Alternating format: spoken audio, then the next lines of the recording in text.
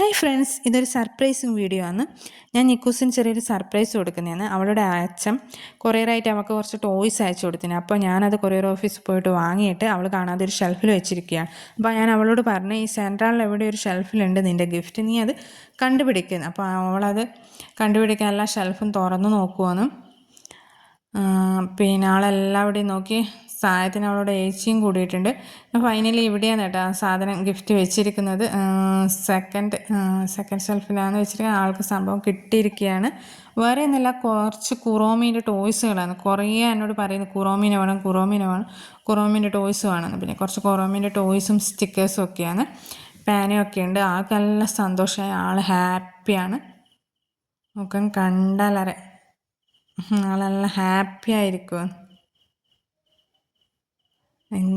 എന്താ ഏച്ചിക്ക് കൊടുക്കുമോ, അവൾക്ക് കൊടുക്കണോ എല്ലാം നോക്കുന്നതാണ്. അതിൻ്റെ തിരക്കിലാണ്. രണ്ടാളും കൂടി കുറച്ച് കഴിഞ്ഞ് ചില സമയം അടിയാകാൻ സാധ്യതയുണ്ട്.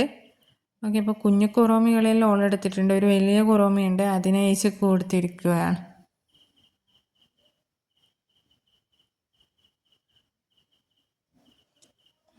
ആള് നെഞ്ചോട് ചേർത്ത് വെച്ചിരിക്കുകയാണ് കുറോമികളെ എനിക്കൊന്നും തരൂല പറഞ്ഞിട്ടാണ്.